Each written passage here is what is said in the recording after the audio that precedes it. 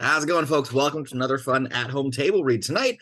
We're jumping into a controversial movie. I don't know. This movie had a lot of press before it came out, and I don't even know if people saw the movie or they just saw the press tour. But we're going to be doing a reading tonight of "Don't Worry, Darling," an early draft of the script. So it's going to be something a little bit different. So I can't wait to see where this one's going to go. But let's jump right into introducing ourselves. Hey, I'm Curtis. I'm going to be doing scene description. I'm Angie and I'm Alice. Erik, I'm Jack.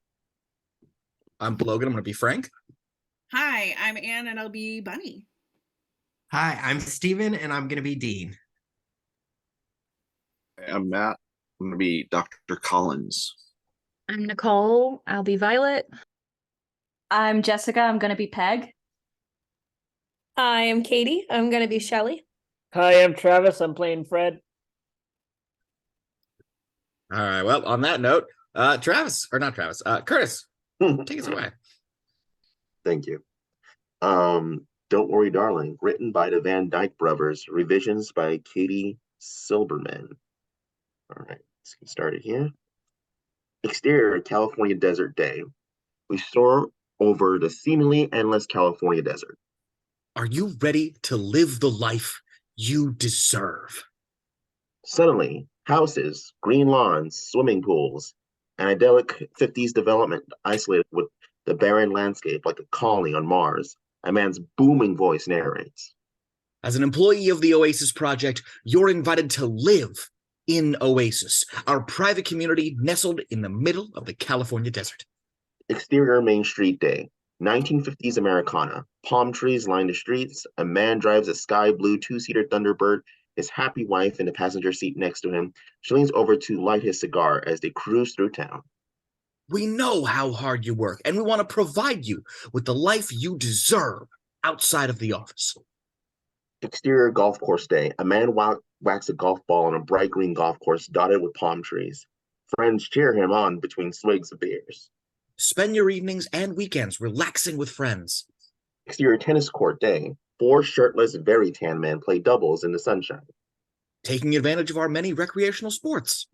Exterior hiking trails day. A couple hikes a dusty trail despite the elevation. She's in a dress, heels, and full hair and makeup. Or enjoying the breathtaking scenery of this sun-baked paradise. Exterior the club pool day. A row of beautiful women in stylish bathing suits and swim caps sunbathe next to the glittering country club pool. Although you might find the best scenery at the club pool. Exterior Main Street day. 3 wives link arms as they window shop. While you're hard at work, there's plenty for your wife to do in town. One of them stops, pointing at a dress in the window. Maybe too much. Her friend drags her away. Exterior backyard dusk. 2 kids play on the swing set in the shadow of the mountains. Oasis is safe and secure. Everyone is welcome here. It's a perfect place to raise the family who depends on you. Interior dollhouse nightclub night. Dozens of couples in tuxedos and gowns dance to a live band. Everyone looks beautiful, happy, and possibly glamorous. And to enjoy the wonders of a true brotherhood of intrepid pioneers. Exterior backyard pool day. A group of friends barbecue and lounge by the pool, drinking and laughing, living the life. Frank, the narrator, walks toward us, grinning. It may be remote, but we have a feeling that once you arrive, you'll never want it. Smash cut to tight on a woman's face, looking straight at us and trying so hard not to laugh, it looks painful. This is Alice Chambers, 32, bold, equally warm and sharp. We're no longer in control of almost stereotypically 1950s tone of the promotional video. This room is loud and raucous and full of music and energy. Wider reveals Bunny, body, whip smart, and Peg, pregnant, a little thirsty, beside Alice. They're balancing trays of glasses on their heads and all performing the same dance. They're drunk and can't stop laughing, and we realize, interior living room, Peter and Peg's house. Night. It's the end of a dinner party, and this is a boozy parlor game. These women are dancing for the husbands, Alice's Jack, Bunny's Dean, and Peg's Peter, who watch appreciatively from the couch, equally drunk. Peg's not very good at the game, frowning as she tries to keep up. Her husband, Peter, encourages her as he watches the rest of the room with a competitive, nervous energy.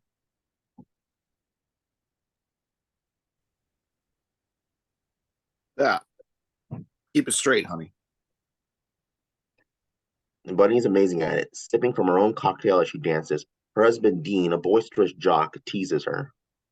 You're wearing too much clothing, Bunny. It's weighing you down. If you take your shirt off. Alice and Jack barely break eye contact as he watches her, mesmerized, totally in love. Jack is the dream partner, sexy, charming, fun, supportive, and obsessed with his wife. The tray slips off Peg's hand and glass shatters. Alice jumps, which just makes her laugh harder, and her tray falls. No, let me go again. Let me. She grabs a drink from Jack's hand, downers the rest of it, and puts it on her head, and just as the song ends. The women end their dance with a flourish trying to hold in laughter. Jack jumps to his feet, wraps his arms around Alice. You're such a cheater. You're an egregious cheater. It was quick And thinking. it was my drink. You made I'm a problem me an solver. accomplice. She laughs as he pulls her onto his lap. She slings her legs over his, very comfortable there. It's like it's home base.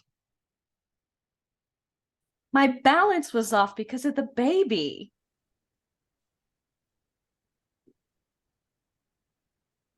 What baby? Peter hands Peg a dustpan and she kneels to clean up the broken glass without question. Bunny pours Dean a drink. Chop, chop, gentlemen. Let's see some tricks. There's no way we could follow that. Speak for yourself. Dean grabs 3 glasses and starts juggling. He immediately drops all of them and they smash on the ground. Peg, there's some here too. Alice stands. Jack grabs at her, pulling her back down. No, you can't leave. I'll be right back. Don't do it. She kisses him and goes. He grins as he watches her walk away. Peter walks up to Jack, offering him a drink. How do you do that? He tries to say it teasingly, but there's a jealous undercurrent. Do what? They both watch Alice walk into the bathroom. That. Interior bathroom, Peter and Peg's house night. Alice washes her hands, swaying a little, that moment of not realizing how drunk you are until you're alone in the bathroom. She dries her hands and pours herself a glass of tap water and chugs it. As she puts the glass away, she notices a framed photo, Peter and Peg posing in front of Niagara Falls. Alice picks it up. They're cute. Interior living room, Peter and Peg's house night. Alice walks in as Bunny's dancing on a footstool. A drink in each hand, Peg still on her knees cleaning up a glass. Dean starts handing out cigars. Peter takes one, asking, With all the promotion, did they automatically move you to a bigger place? The house will be ready by the end of the month. Oh, Dean, will you smoke outside? Peter, your wife is drunk. She's babbling nonsense. Peter doesn't like the smell. Honey, Peg quiets. Dean winks at her and bounces an ashtray on her back. Peg jokingly starts crawling around on the ground like an animal. Everyone laughs until Mommy?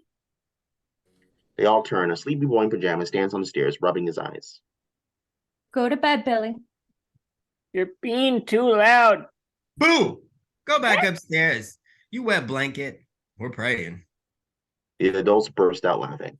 Exterior road night. A bird's eye view of Jack's car snaking through the streets of the edge of the development. His headlights are the only lights on the road.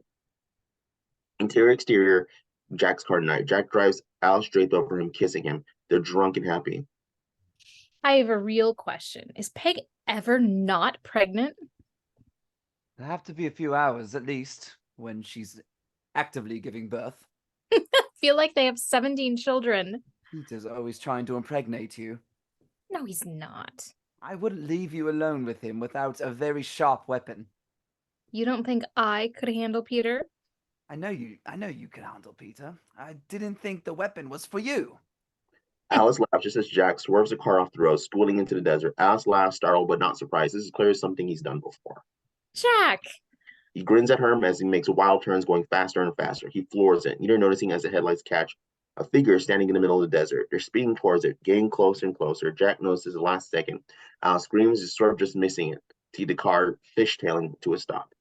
Jack reps the steering wheel, adrenaline through the roof. Jesus Christ! Alice turns to look behind her. The figure is a woman in a disheveled nightgown. She's standing there in the red glow of Jack's brake lights. She never even flinched. Alice squints, realizing. Is that Margaret? The woman, Margaret, locks eyes with Alice. Alice holds her gaze, startled at the intensity, but unable to look away. Of course it is. What is she doing out here? She's a lunatic. Oh my God. Alice starts to open her door. She's alone out there. Call Ted when we get home. Jack floors it, speeding away. Alice looks over her shoulder. Margaret's still standing there, getting smaller as they pull away, until finally it's just a black void. Just blackness. Then from overhead, a row of beautiful dancers in black and white stream into view. It's a parade of identical women in matching outfits, practically anonymous in their uniformity. The dancers burst into a kaleidoscope of Busby Berkeley style choreography, creating geometric shapes with their bodies, twirling and bending and jumping like they're one organism. The women dance towards each other closer and closer until they hold up a fan, which creates a single image.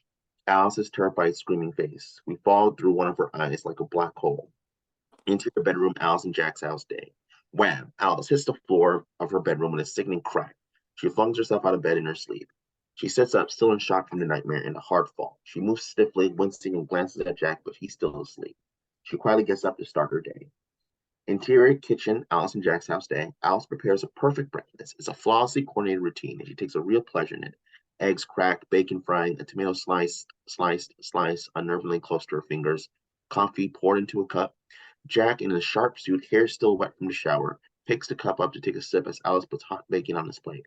He watches her adoringly. Remember, there's the thing at Frank's house tomorrow for... The new couple, yes. I'm making tuna noodle salad. What? It's just... he doesn't like tuna. Frank? I know, it seems small, but I think these things add up when he's making decisions.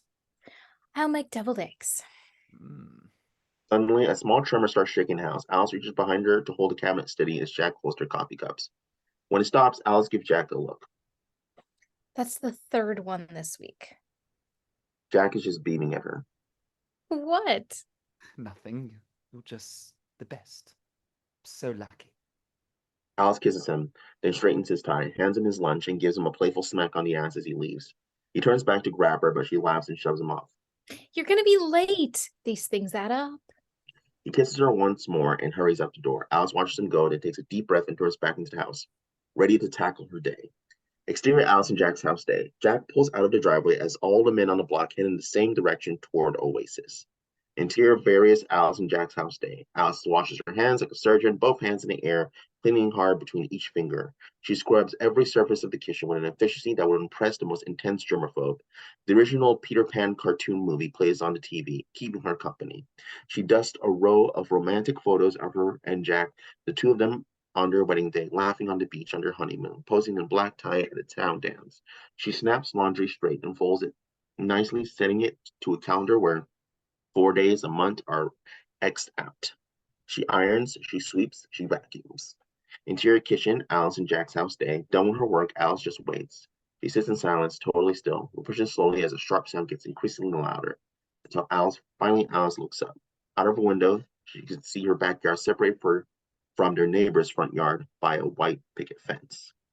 On the other side of the fence, Margaret tends to her rose bush. The ground is covered in heads of severed white roses. Interior bus, exterior street day. Alice and the other housewives ride a neighborhood trolley bus. They're all singing a call and response song, clapping along to the rhythm. With the men at work during the day, Oasis is all women. The population's surprisingly diverse.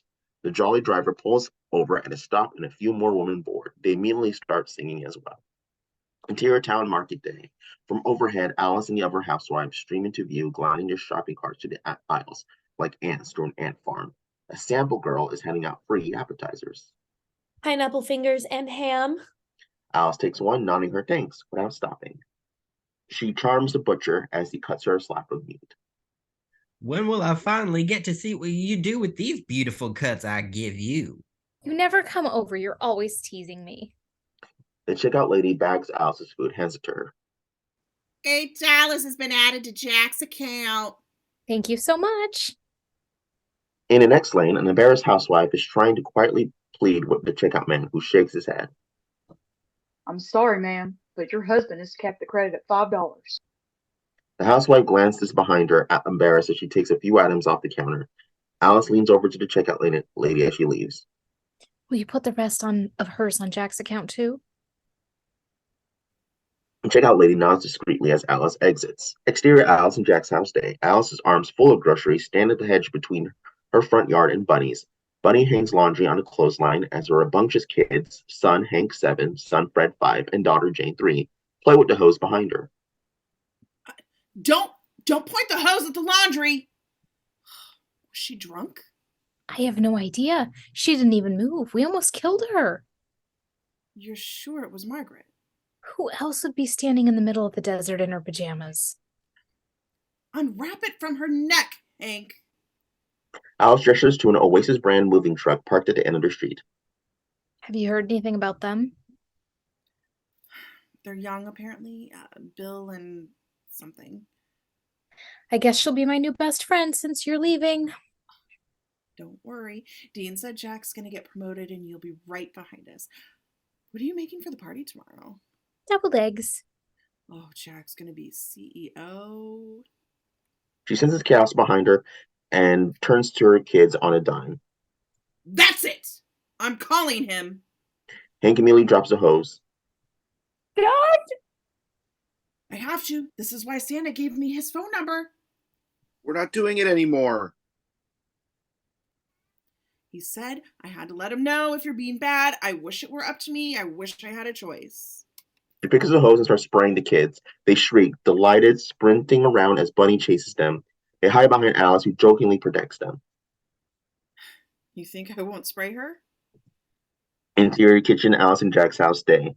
Alice, still a little wet from the hose, cooks the same way she cleans, like she's preparing for battle. She chugs a glass of water, washes her hands, wipes, cleans the surfaces, and slaps a thick cut of meat on a cutting board. Alice whistles a tune as she lays out her materials. Twine, a needle, scissors, a massive knife. She tries to hack at the meat, slicing until she stops with a guttural moan.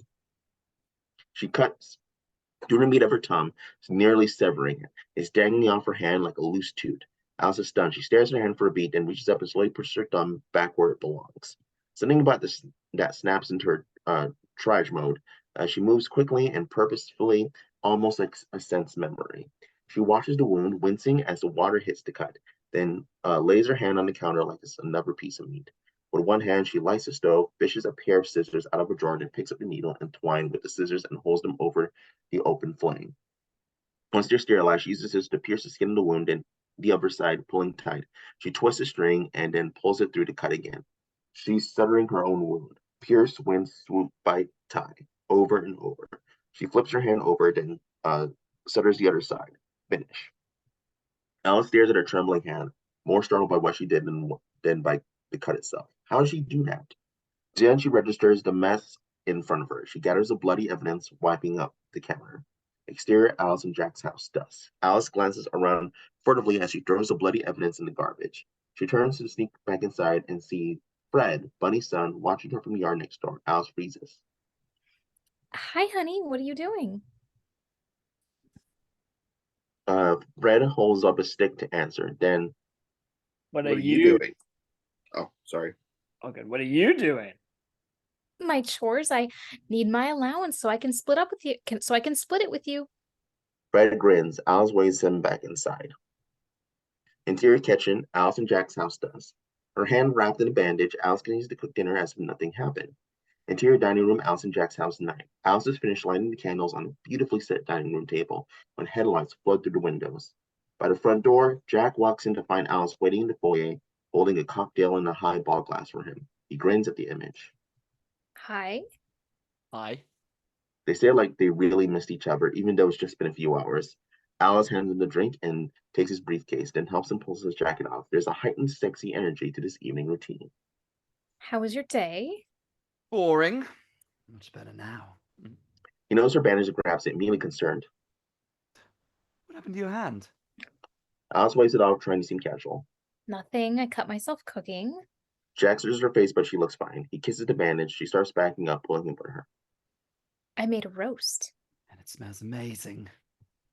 He's backed her up against the dining table. This also seems like part of the evening routine. And some green beans. What else? He reaches up under her dress. Mashed potatoes. Jack finally kisses her. She wraps her legs around him, and Jack turns her around and bends over the table as they start to have passionate, spirited sex.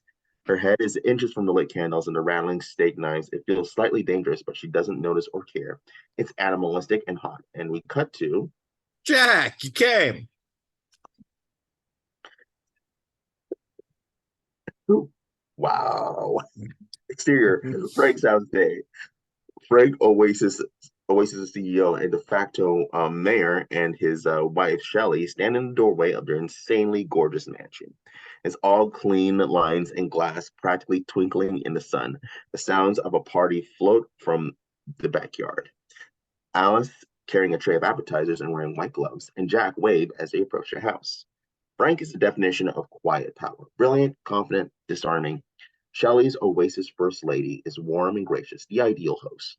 Jack shakes Frank's hand, still Star Trek by his boss, as Alice and Shelley hug.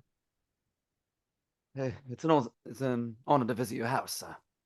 Alice, welcome. You look wonderful. Are you kidding me? This dress? Frank, look at her. She's glowing. Is this glow due to any particular reason? Just general happiness, I think. Shelley notices the edge of the bandage peeking out from Alice's glove. Shelley reaches for it. What happened, honey? Oh, just a kitchen wound. Our battle scars. We're so excited to meet the new couple. They're lovely. Bill and Violet. Painfully young. You're hiring so often. It feels like there's a new couple here every week. Which we love. We're lucky to be growing. And as our best employees keep moving up, we'll have more entry-level positions to fill. Claps Jack on the shoulder. Jack beams. Exterior Frank's backyard day. Jack and Alice walk out awed. The back is even more gorgeous than the front. Couples roam around the manicured lawn and beautiful pool, past the scale model of the town of the Oasis on display. Everyone's having fun, pouring drinks. Alice squeezes Jack's hand. He kisses her cheek. Frank and Shelley's Kennedy-esque kids walk around with platters of appetizers serving in adorable outfits. Jack sees Dean at the bar and kisses Alice before he walks over him. Alice spots Bunny holding a cocktail and talking to a chatty housewife. Bunny catches Alice's eye and gives her a thank God look. You know what? Will you excuse me? I just saw Alice and it looks like she needs help with her leg. Bunny hurries over to Alice. Thank Christ. You having fun over there? Oh, how long would you think she could talk about her son's art projects? Multiply it by your entire life. She gestures to Frank and Shelley's kids. Do they wear matching outfits every day? I find them terrifying. But that little one makes maybe the best Manhattan I've ever had. Cut to Alice, Jack, Bunny, and Dean talk to the new couple, Bill and Violet. Bill's sweet and anxious. Likely he's always worried he's about to screw something up. Violet's young and eager. The woman chat off to one side. And then we honeymooned in Sea Island. We honeymooned in Sea Island. So did Carol. Did you eat at Dominic's? As Bill walks with Jack and Dean, like an eager freshman hanging out with the cool seniors. We're just so excited to be here. Really excited. Can't believe it, honestly. All right, you got the job. Calm down. Back with Violet, Alice lowers her voice kindly. How are you actually doing? This is a lot. You've met 100 new people and probably drowning in casseroles. It's wonderful. We're just unpacking and adjusting, and it is kind of a lot. Alice touches Jack, speaking loudly enough for the men. Why don't you come shopping in town with us tomorrow? And Bill can golf with the boys. It's our little Sunday tradition. They exercise their bodies and we go exercise their wallets. Bunny's practically an Olympic athlete at this point. Violet looks to Bill for permission. Bill glances at Jack. Is that okay? Can I do that? Yeah, Bill, if you want to. Bill can't hide how thrilled he is. Okay, yeah, great. Count me in. Sunday golf with the boys. He squeezes Violet's hand and beams at her. Alice and Jack catch her eyes, sharing a smile. He takes her hand when glass tinks. Everyone turns. Shelley standing with Frank, tapping in glass to get everyone's attention. Thank you for coming out to help us give a warm welcome to Bill and Violet. If you're here, it's because we believe you're the best and the future of Oasis. Some claps. Bill flushes. Shelley looks at Frank adoringly. Bill, Violet, you don't know yet how lucky you are to learn from my husband and to be a part of this community that he created, but soon you will. We're not alone. Everyone turns startled. Margaret standing in the middle of the crowd. Ted, her mortified husband, tries to quiet her without making a scene, but Margaret doesn't move. You all know it. Something's out there, and we're hiding here. Violet looks to Bunny and Alice, concerned. Who is that? Margaret. She's gonna get Ted fired. They're out there. Ted starts pushing her away as Frank clears his throat. Everyone immediately turns back to him, watch him with reverence. Part of what makes us family is that we support each other, even in the most difficult times. This is a special place. Shelley sometimes teases me and says that I've created our own little world out here. But the truth is, it's one that we've created. And it's one I'm so proud of. Not just because of the extraordinary and brave work you gentlemen do at Oasis, but because this is a community that accepts everyone. The crowd nods, roused. Now, this is what the world should look like and should feel like. Out there, arbitrary regulations and rules stop us from being as innovative as we know we can be. And if we have to create our own universe out here until everybody else catches up, so be it. Alice glances around, realizing that Jack is gone. We're having a pretty good time. Everyone cheers and whoops, raising their glasses. Interior Frank's house day. Alice tiptoes down the pristine, stylish hallway, her footsteps echoing in the empty house. She whispers. Jack? She walks around the corner. Are you lost? Margaret standing right there. Alice jumps a mile. Oh my God. I can't find my way out either. Alice lays her face, concerned. Are you okay, Margaret? Margaret looks at Alice like that question is insane. No, none of us are. If you ever want to talk or need anything, you know I'm right next door. Last night... I don't sleep well. I have bad dreams. Like Alice, you. Oh, sorry. Alice blinks, startled. I don't have bad dreams. Yes, you do. You see them too. And now it's too late for the both of us. We don't belong here.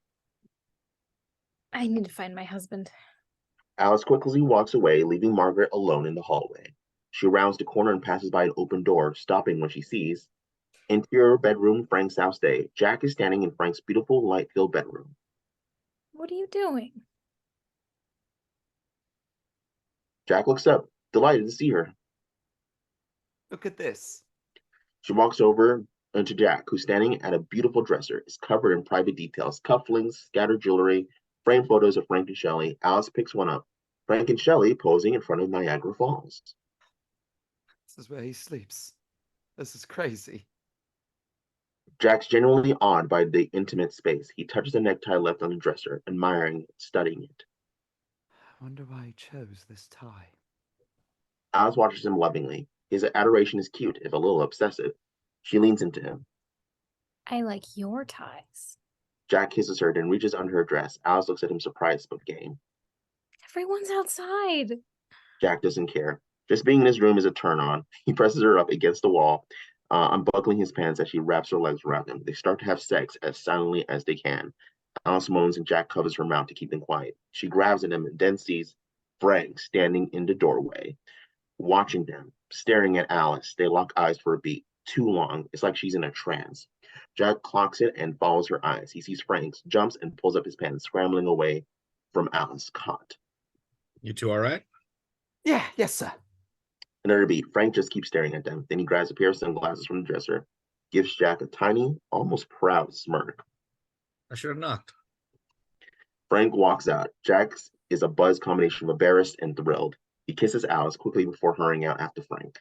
Alice stands there, totally thrown alone in Frank's bedroom. She smooths down her dress, putting herself together, and she looks down at the dresser into her framed picture. The whole community posing in a black tie like a class photo. Alice finds herself in the crowd, beaming in black and white. We push in on her face until suddenly it cracks apart like a piece of glass. We're back in the black void. And in black and white, the Bubsy Berkeley dancers had been holding the pieces of her face together. They toss them aside and begin a choreography. One dancer grabs another from behind, holding her face. It's beautiful, but it morphs from choreography to what seems like real violence. The first dancer covers the other's mouth, smothering her. She can't breathe. She kicks and flails, scared and trying to scream as we cut to interior bedroom, Alice and Jack's house day. Alice's eyes pop open. Her back is arched halfway off the bed, her body contorted, one hand smothering herself. She can't breathe. She struggles to pry her hand off, finally getting free with a painful gasp. She catches her breath, stunned, while Jack sleeps next to her. Interior boutique day. Alice, Bunny, and Violet walk through a clothing boutique, checking out different dresses. Violet looks around, amazed. We can just charge all these stores? It goes right to their Oasis accounts. Alice starts whistling the same tune she was whistling before. Put a limit, though, so don't let yourself go. What's that song? I was hoping you would know. It's been in my head for days. I can't figure out what it's from. Hate that. Just then, a tremor runs to the store. Everything shakes gently, the clothing racks rattling. Violet's eyes go wide, but Alice and Bunny barely register. It's over as quickly as it started. The joys of desert living. Soon you'll barely notice them. We never have to drive. The bus runs from morning until 6 and then takes you everywhere you need to go. Do you ever bring the boys their lunch? To Oasis? Bunny almost laughs. No, of course not. Violet gives him an impish look. Guys have really never been? I mean, I know we're not supposed to, but just a sneak peek. No. Only employees are allowed near the headquarters. It's way too dangerous. And why would we? We have everything here. What do you think they're doing? Bill says it's technology to create a better world, or... We don't really talk about it, honey. Violet shrinks, self-conscious. Bunny softens. Honestly, even if they tried to explain it, I couldn't understand it. They're doing important work, but our work back here is just as vital. We have to take care of them and support them so they can go change the world. Absolutely. And I'm just ready to do that for Bill. I'm worried I'll get a little stir crazy. Alice and Bunny exchange a look. Violet clocks in. What? Margaret went out to Oasis once. Yes. That weird woman from the party? She used to be normal. She went out there with her son. She walked. Trying to get to the Oasis headquarters, they think, but she never made it. They found her alone 2 days later, wandering and dehydrated, totally out of it. Alone, like... They never found her son. Violet stunned. What did... So we can't just go wandering around. But you won't go stir crazy. She says the next part for Alice's benefit as much as Violet's. We just have to play by the rules, and then we get to enjoy all of this. Being a good sport is how you get what you want. So let's move on to more pressing business and find you a dress for that anniversary party. What's that? It's the best night of the year. It's like our own private 4th of July. Frank throws a blowout to celebrate the anniversary of Oasis Incorporation. Bunny holds up a dress. Question is, how soon do you want to have a baby? Because if you wear this dress, Bill will impregnate you immediately. Bill wants one yesterday. I gotta do my job while he does his. Cut to close on a lawnmower blade shredding grass. Wind out to see a landscaper mowing the lawn of a bright green golf course at the edge of the barren, cracked desert. Exterior country club pool day. Alice, Bunny, and Violet eat lunch by the pool of a classic country club. Women tanning in stylish bathing suits and swim caps, kids sticky with popsicles, men in golf clothes or tennis whites wandering around the edges. Waiters bring the woman more drinks. One offers Violet coconut oil, while she happily accepts. Bunny's daughter, Jane, is curled up on Alice's lap, explaining how her toy works. Alice listens warmly. Jane, go find your brothers. Let Alice eat. Violet watches as Jane kisses Alice and climbs awkwardly out of her lap, scurrying after the boys. How many kids do you have? I don't have children. Violet reacts as if Alice just admitted to occasional murder. Oh, Don't get me started. I'm so sorry. Don't apologize. It's just not what Jack and I want. It's on purpose? How? I mean, he's so handsome and he adores you. How do you stop yourself? They don't. I'm next door. I hear everything. She and Jack just want each other for themselves. It's nauseating. Bunny's kids like me more than they like her anyway. That's true. And infuriating. Alice last you watches Jane and Bunny's sons playing by the side of the pool. Behind them, a row ladies swim laps in matching swim caps with smiling faces on them. I think 3 is the perfect number. The one's 4. Once they outnumber you, it's all the same. Having a second kid is like you're drowning and someone just throws you a baby. As their heads dip in and out of the water, the faces on the swim caps morph into pained or screaming faces. Alice is being startled, but as the ladies come up for air one last time, the caps are back to normal. Alice, how many babies should Violet have? Alice shakes off that moment, turning back to the woman. At least 5. Interior kitchen, Alice and Jack's house the next day. Tight shots of Alice's breakfast routine: egg cracked, bacon fried, coffee poured, Jack kissed. She hands him his lunch. Interior various, Alice and Jack's house day. Jack gone, Alice tackles her day. She washes her hands like a surgeon again, careful to work around her bandage. She scrubs, dusts, vacuums, snaps, folds. Interior kitchen, Alice and Jack's house day. Alice wraps saran wrap around leftovers, organizing the fridge. She pulls a big piece and then stares at it for a beat. Almost hypnotically, she wraps it around her face, smothering herself. She struggles to breathe against a clear plastic, mouth open, gasping as she leaves it on a beat too long, then quickly frees herself. She stands there rattled. Interior bus, exterior street day. Alice rides the bus. It pulls to a stop, but she doesn't get off. The driver waits a beat, but she doesn't move. He pulls back on the road. No shopping today? I'm just here for a joyride. Get some fresh air. Get out of the house for a bit. The driver winks at her. Interior bus, exterior street day. A housewife steps off the last stop. At the very edge of the town, Alice's only passenger left as the bus turns to make its way back into the heart of downtown. She stares out into the empty desert beyond her little village. A single road leads out to the Oasis headquarters, barely visible in the distance. Then she spots.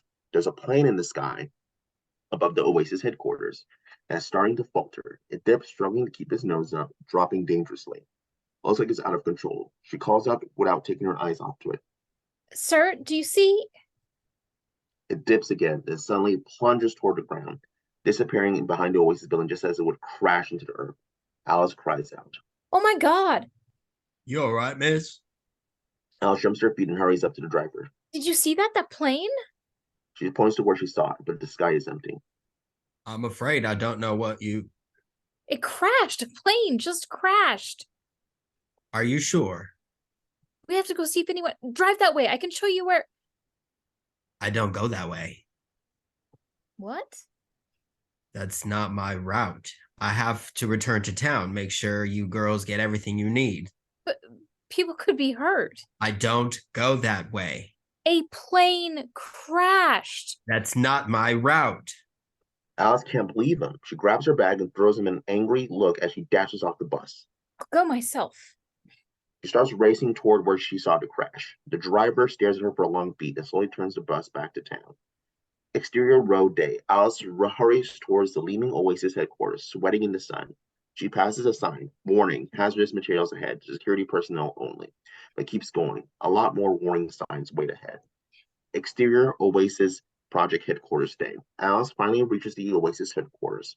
Most of the facility is underground. An industrial concrete above ground structure is the only entrance. Alice searches for any sign of the plane, but she doesn't see anything. No debris, no smoke. No one is here at all. There's a doorway to the building, but no other windows. No identifiable signs. Alice calls out. Hello? Anyone? There's been an accident. She stares at the door. She knows they're not supposed to go inside, but she takes a breath, then a step, and pushes the door open, and suddenly, we smash cuts to Alice's pupil dilating. Then it's full sensory overload. Strobing lights, a horrible, indefinable noise. It's frantic and chaotic and overwhelming. In Alice's POV, colors and shapes start to come into focus. Images are being projected onto walls and on her body. She tries to move her arms, but they're being held down.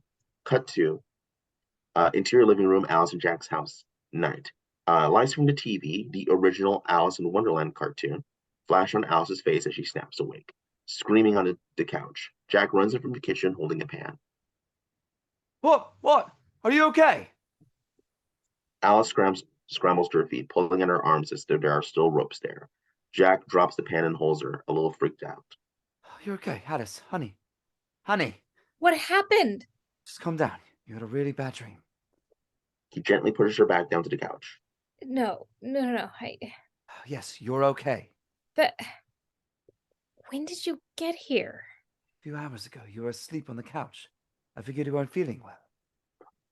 How did I get home? The boss. He came out and got me? It took you home from town. The driver stopped by an hour ago to check on you. He said you were acting strange when he dropped you off. No, I got off the bus. There was a plane crash. I went to help. Plane crash? Saw it. Maybe I would have heard if a plane had crashed. What did you eat today? Alice's head is spinning. The driver brought me here? Yes, and you've been out like a light since then. Alice finally registers the pan he had been holding. Were you cooking? Well, yeah, there was no dinner. I had to fend for myself. It's a disaster. I think you might have to buy new pans. Alice laughs and despite herself and stands.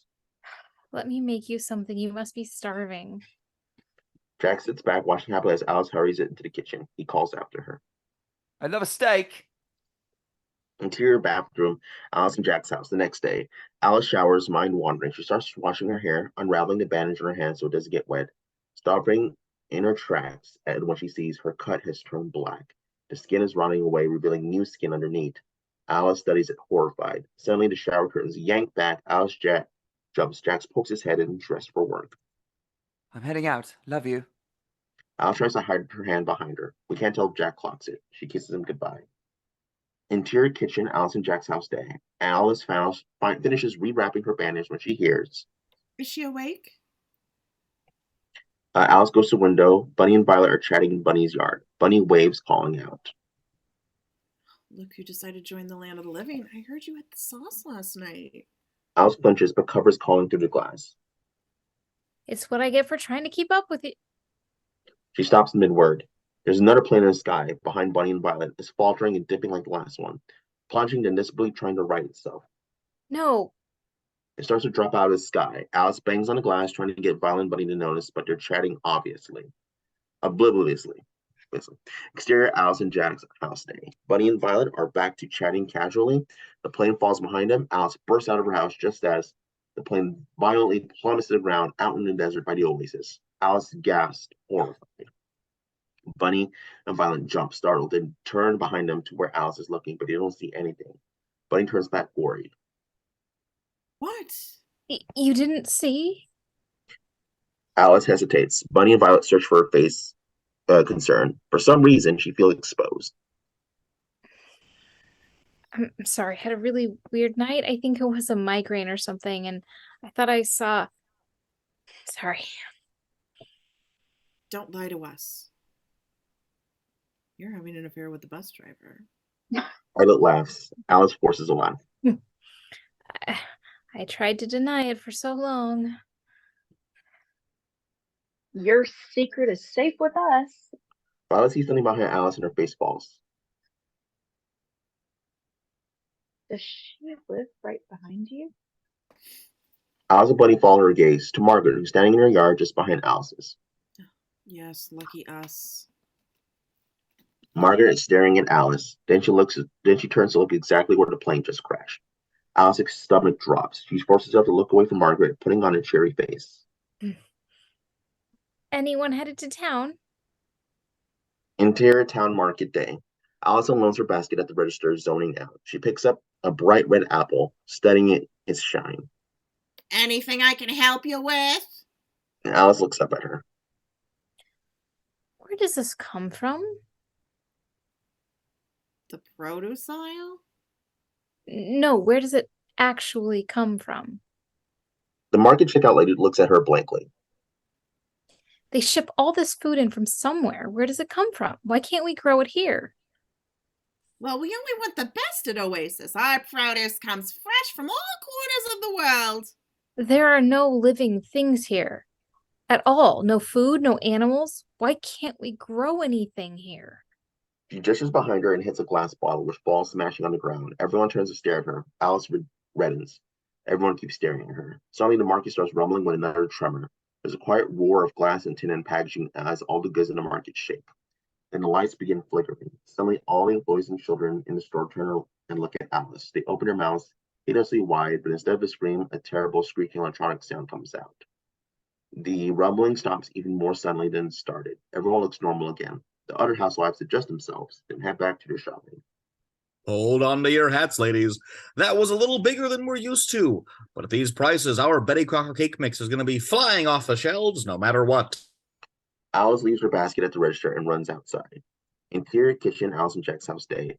Alice pours herself a glass of water, trying not to freak out. She's about to drink and stops, putting the glass back on the corner, staring at it. Then she looks outside. Exterior backyard, Alice and Jack's house day. Alice walks to her fence, dividing her yard from Margaret's. Margaret? Are you home? She hears a strange sound and hears it again. It's coming from up above. Alice looks up. Margaret is standing on her own roof. Margaret, what are you doing? Margaret looks down at her, smiles, spreads her arms, and falls forward off the roof. No, no, no. Alice flinches and turns away just as Margaret's body lands on the spikes of the white picket fence with a horrifying squelch. She looks back to see the bright red blood splatters across the fence and roses. Alice screams. She moves toward Margaret. When suddenly her feet are off the ground, a mailman has appeared and picked her up, pulling her away from the body. Alice flails as more servicemen, a milkman, a garbage man, a delivery man, suddenly appear around Margaret, tending to her, and the mailman drags Alice away. Interior living room, Alice and Jack's house night. Alice and Jack are mid-argument. Alice is pacing, heated. You need to settle down. There's no way she's fine. I don't know what to tell you. Ted's with her at the hospital right now. He said that she just needs a few stitches. That's it. Ted is lying to you. She jumped. She did it on purpose. She slipped clean the window. It was an accident. Jack, I saw her. I saw her hit that fence. You probably saw what you were worried would happen. No. She fell and you imagined the worst case scenario. I heard it. I heard her body break. Please don't get dramatic. She wanted me to see. At a stop. Why would she lie about what happened? What are they hiding? There's something off here. There's something wrong. Don't do this. What are you doing at Oasis? You know what I do? I'm a technical engineer. But I don't know what they're doing. What the effects of their work might be on the people who live here, on the land. Stop it! His tone startles her. He's genuinely mad. Do you know how hard I've worked to get here? I'm finally at the precipice of something that you are risking everything. What do you need? Attention? What more can I give you? You're acting delusional. He reaches for a bandage. Alice pulls her hand away. No. Jack pins her and rips it off to see the wound is gone completely. There's no black. There's not even a scar. You're fine. You are fine. Alice stares a bit astonished. You have to get a hold of yourself. Do not do this to me. He has to stop himself from going farther and marches off pissed. Alice stands there reeling. Interior kitchen, Alice and Jack's house night. Alice stands in the kitchen in her nightgown, staring at the window towards Margaret's house. She walks past Jack sleeping on the couch. She stops and looks at him for a beat and keeps going. Exterior streets night. Alice's barefoot feet walk the empty moonless streets of Oasis. Exterior high dive country club night. Alice climbs the ladder to the top of the high dive.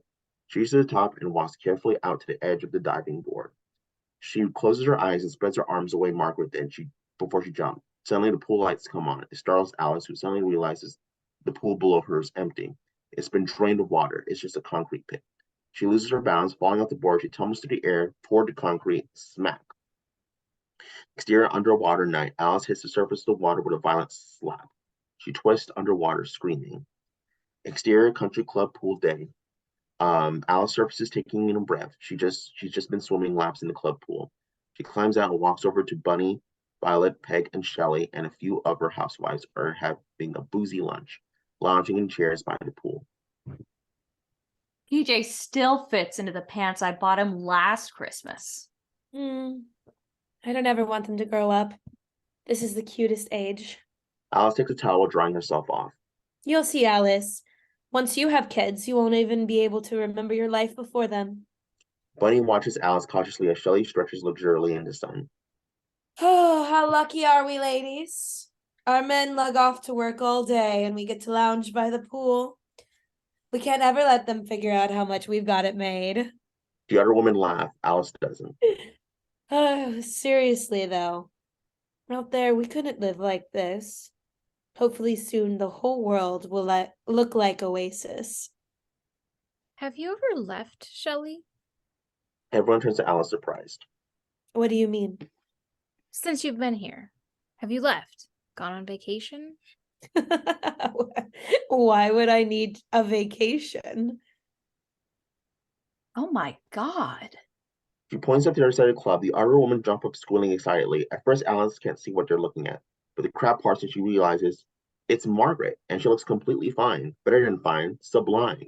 She's glowing, happy, basking in everyone's attention, totally different from what we've seen her before. Alice's heart pounds. She grabs a towel and walks over to the crowd. Margaret is bouncy and bright as she recounts her saga to an eager audience. It was mortifying. I tore my dress. The mailman found me.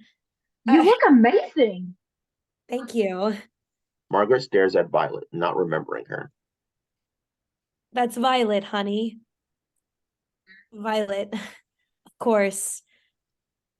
I'm having trouble remembering, but I know I need to apologize for the way I've been behaving since Ted told me some of the things I've done, and please, we're just happy to have you back.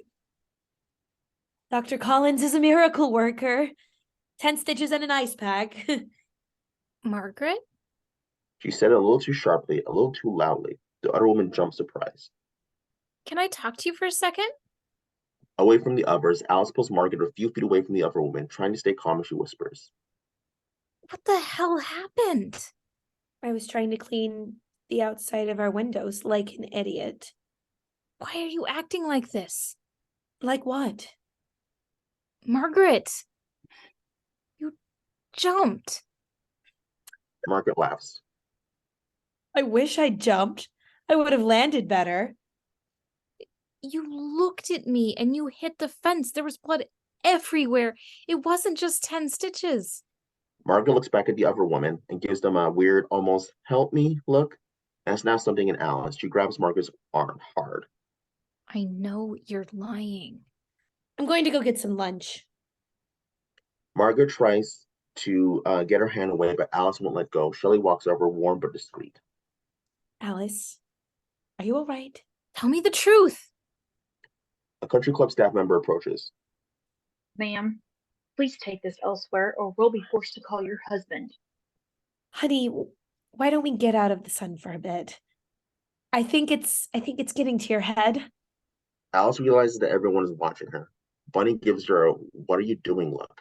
Alice drops Margaret's hand and clears her throat, walking away. Interior phone booth, country club day. Alice takes a slip of paper out of her bag. It's a phone number, emergencies only. Alice dials and waits as it rings, her face oddly determined. Finally, someone answers.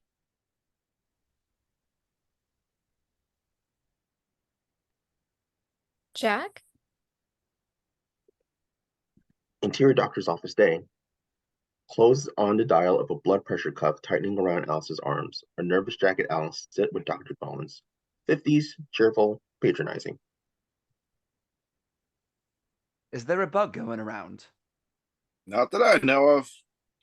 I think it's just run-of-the-mill exhaustion. Have you had any new stresses or pressures lately? No. You see, Dr. Collins, she saw Ted's wife, Margaret, fall. Maybe it's shock. That was quite a tumble. She was so embarrassed.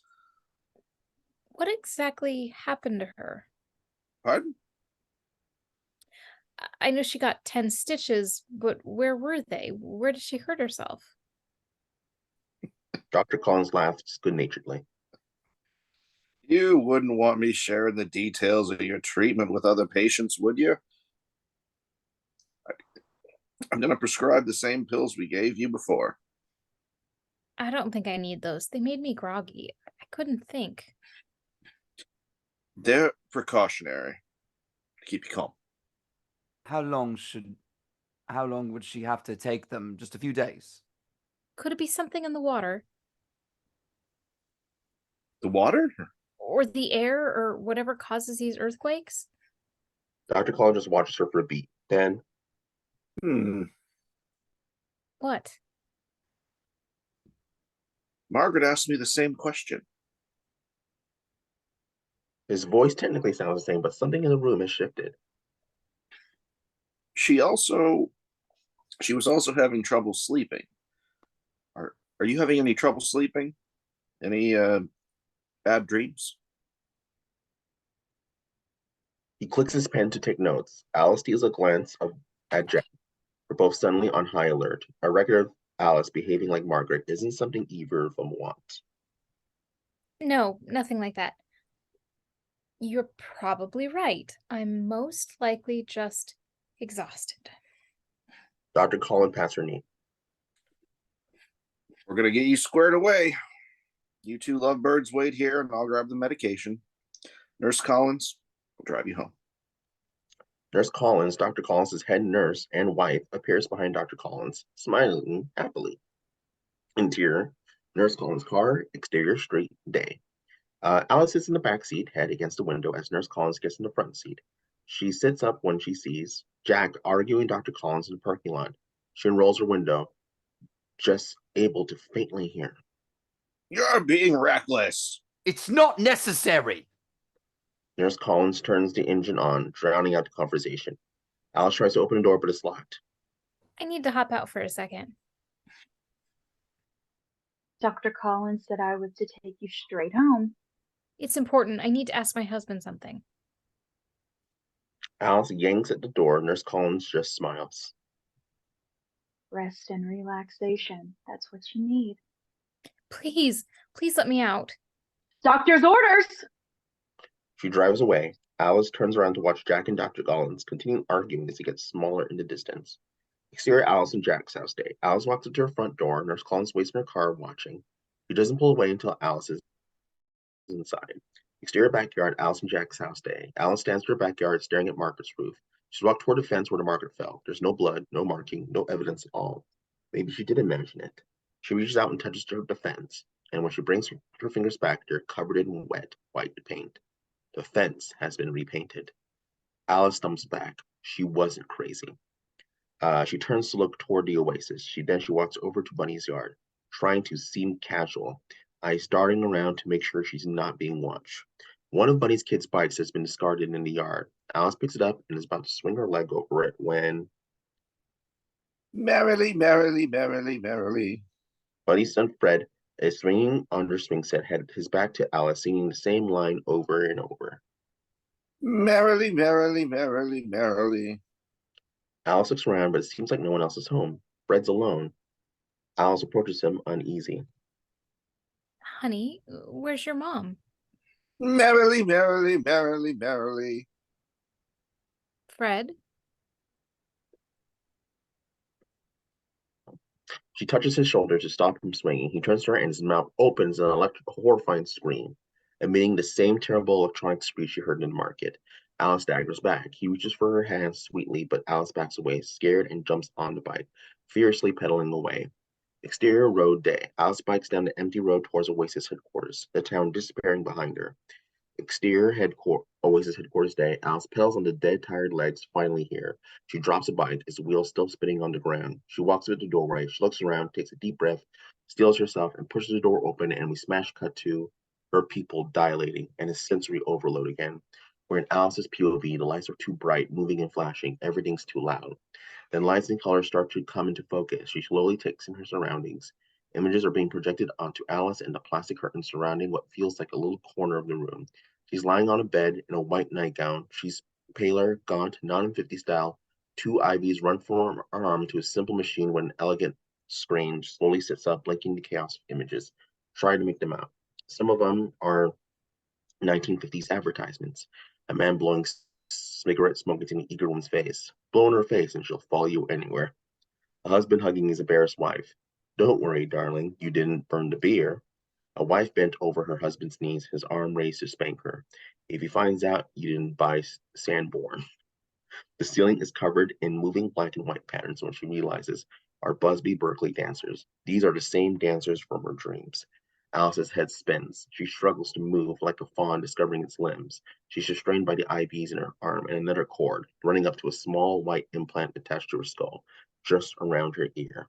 Alice pulls at the cord's alarm, then she notices an elegant iPad-like device resting on top of the machine she's connected to. She picks it up, monitoring information of some kind.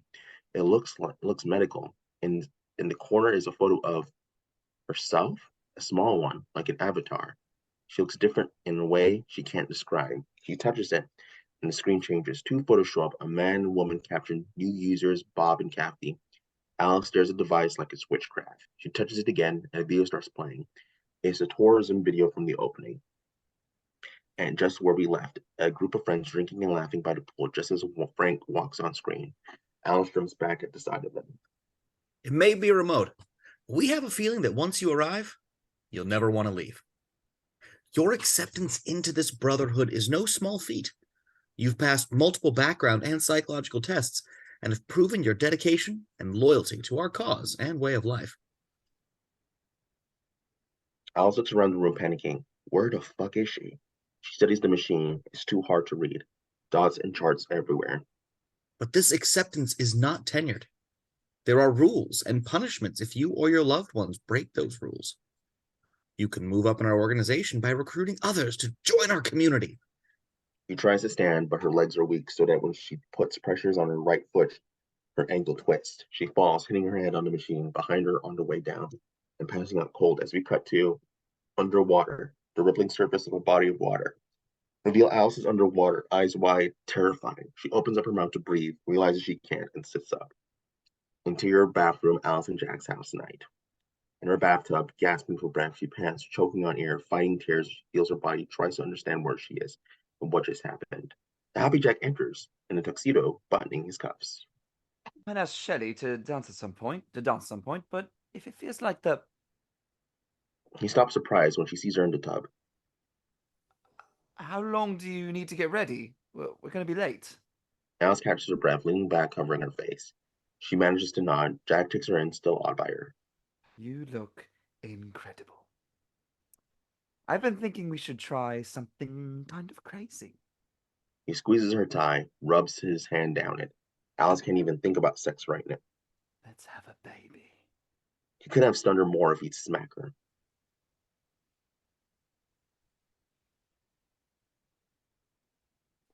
What?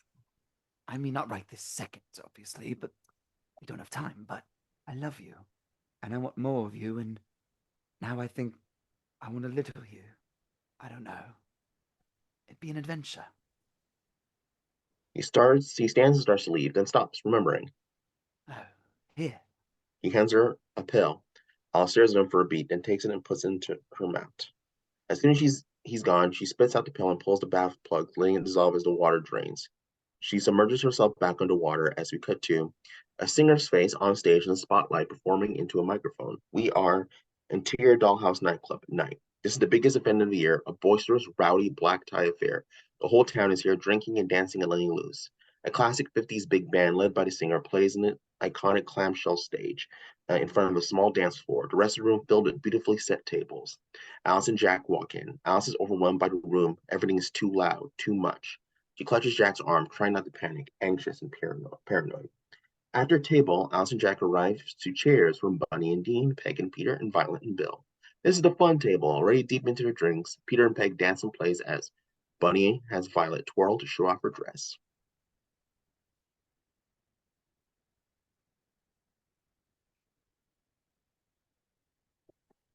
Oh, how good does that look on her? Bill better watch out if it's better than it did in the store. Violet blushes, pleased, as Peg looks between them. You guys went shopping together? All of you? As a group? That's fun.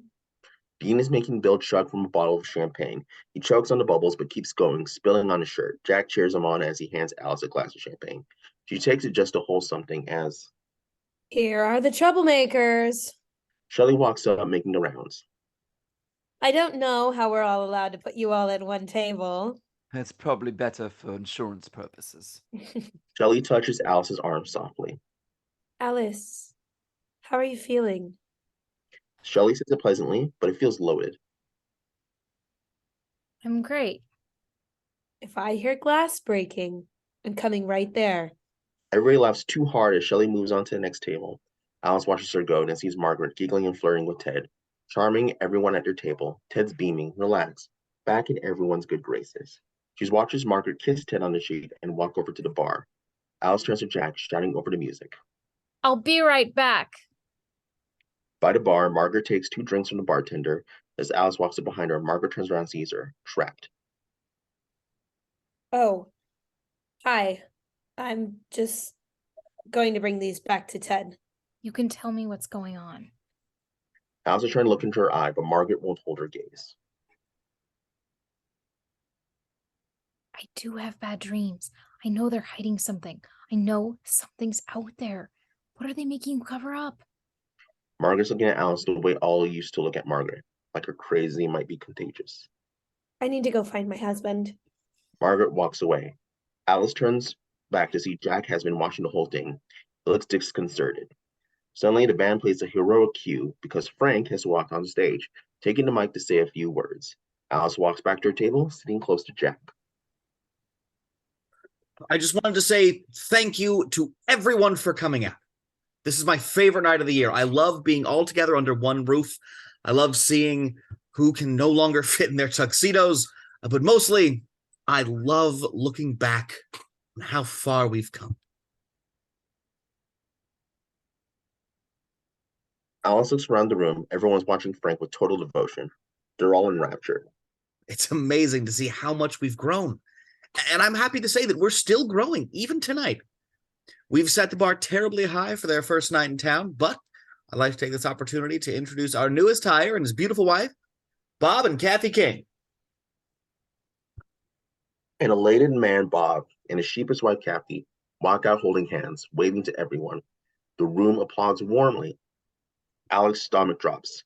These are the people from the new user photo she saw. Alice grabs Jack's arm hard.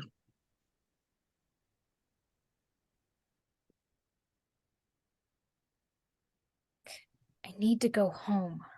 What? We just got here. Welcome to Oasis. We do this every Saturday. The crowd laughs, and suddenly they all have no teeth. It looks horrifying. Alice is spinning out. She squeezes her eyes shut. When they open, everyone looks normal again. She grabs Jack again. We need to get out of here. We'll get you a train. Frank's watching them. He grins. Now, if I can have Jack come up here for a minute.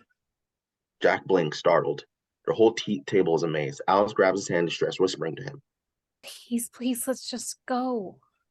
Jack looks from Alice to Frank, beckoning him on stage. He looks at her like, what am I supposed to do? And pulls his hand away, jumping to his feet and hurrying to the stage. Jack! Alice watches helplessly as Jack hops on the stage next to Frank. He's blushing, jittery with nerves. Bob's going to have some big shoes to fill. He's going to be taking over for Jack, as I'm pleased to announce that Jack is being promoted to Senior Technology Manager. The table erupts in cheers. Jack shakes Frank's hand, giddy. Alice starts hyperventilating. She can't catch her breath. She runs out of the room. Bunny watches, concerned. Interior bathroom dollhouse nightclub night. Alice pushes open the bathroom door, still gasping. A beat later, Bunny follows her in. What has gotten into you? Alice grabs her, wild and desperate. Something bad is happening. Something is deeply, deeply wrong with this town and with Frank. Oasis is doing something wrong, or it's covering something up wrong.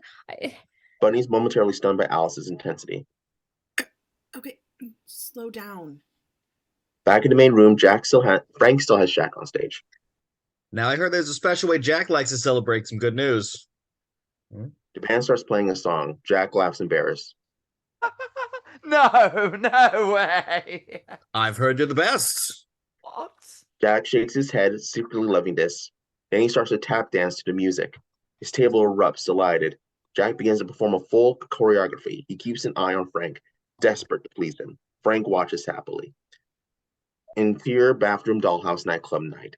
Alice is exploding with everything she's been holding in, frantically trying to explain. I went to Oasis. What do you mean you went there?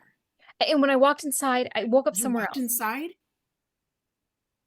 I wasn't even inside. I woke up in another room and I was connected to a machine like it was an experiment. And there was a video with Frank. Frank was there, and there was this photo of that couple out there, and it said new users. Bunny takes her hand, trying to calm her down. Hey, that was probably a dream, okay? Jack must have mentioned the new couple. You saw the photo of them and didn't remember. Margaret should not be okay, and she's acting like she's fine, and they're all covering it up. Bunny's starting to get scared for her friend. Interior dollhouse nightclub night. Jack keeps dancing, really throwing himself into it, sweating and struggling a bit. Frank watches from the side. Interior bathroom dollhouse nightclub night. I think Frank brought us all here. Of course he did. He hired No, everyone. it's something else. I think he brought us here for another reason. We can't trust him. Honey. I know it sounds insane. I know how it sounds, but you have to believe me. Bunny, you have to. Alice is getting louder. Bunny tries to quiet her. Alice, Frank and Shelley are just outside. Come with me right now and I'll show you. I'll prove it.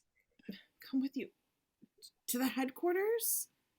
Interior dollhouse nightclub night. Jack's sweating. He's dancing so hard. The whole place is impressed. But Jack is just watching Frank to see if he's happy. Frank grins. Interior bathroom dollhouse nightclub night. I can show you what happened. You can't do that.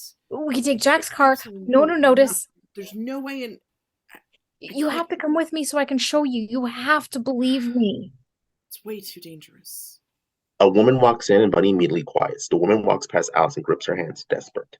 Honey, please. Please, I am begging you. I can prove it. I'll show you. Alice. You have to let me show you. You can go home. I'm going either way right now. Interior dollhouse nightclub night. Jack ends his dance with the floor panting. The whole place cheers. Frank throws an arm around him proudly. This is the best night of Jack's night. At their table, Bunny appears behind Dean, kissing his neck. He reaches around to grab her ass as she slips a hand inside his jacket, pulling out his car keys. Interior Dean's car, exterior road night. A very nervous Bunny drives Alice down the empty, scary road. The headlights are the only source of light for miles. Interior dollhouse nightclub night. Frank still has his arm around Jack on stage. This is why tonight is my favorite night of the year. You're all extraordinary. This is a brotherhood of brilliance. Never forget that. Interior Dean's car, exit road night, exterior road night. Alice keeps checking behind them to see if they're being followed. Bunny's gripping the wheel, terrified. Turn your headlights off. Bunny groans. She looks for the headlight switch, but she turns them off and they're enveloped in darkness. Interior dollhouse nightclub night. The crowd is riveted by Frank. Jack doesn't take his eyes off of him. We're here because we don't need to heed what the rest of the world convinces itself is important or right. You all worked so hard to get here, and I picked each of you.